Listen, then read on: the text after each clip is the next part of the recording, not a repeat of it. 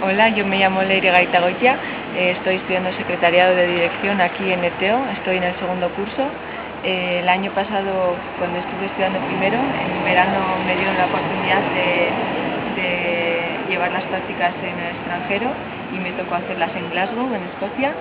Pasé allí como unos 3 meses, todo el verano prácticamente. La primera semana me ofrecieron unas clases de inglés para habituarme un poco al idioma, porque aunque es inglés y ya tenía una pequeña base, el acento ahí es muy difícil. Y después de esas clases ya la siguiente semana empecé a trabajar. Me asignaron una jefa y ella estaba todo el tiempo conmigo para decir lo que tenía que hacer y cómo lo tenía que hacer.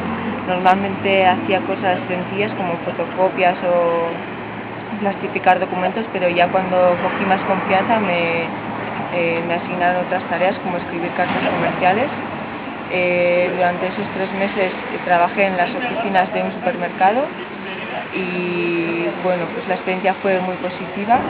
Al principio me costó un poco abrirme por el idioma, como ya he dicho antes, pero después ya me acostumbré bastante.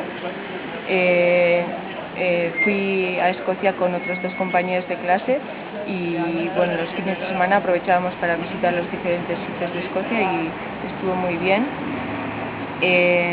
Creo que es una oportunidad muy buena porque, bueno, aparte del idioma también te ayuda a aprender un poco a vivir tú solo sin tus padres y pues yo creo que está muy bien y creo que es una oportunidad que Teo da y que es muy buena, aunque también creo que debería de abrirla a más estudiantes porque de los 15 compañeros de clase solo pudimos ir 3 y me hubiese gustado que más gente pudiese ir, pero bueno, creo que eso ya poco a poco irá cambiando y creo que mis expectativas se cumplieron porque iba un poco con miedo porque nunca había estado fuera tanto tiempo y fue una experiencia muy positiva personalmente y también profesionalmente.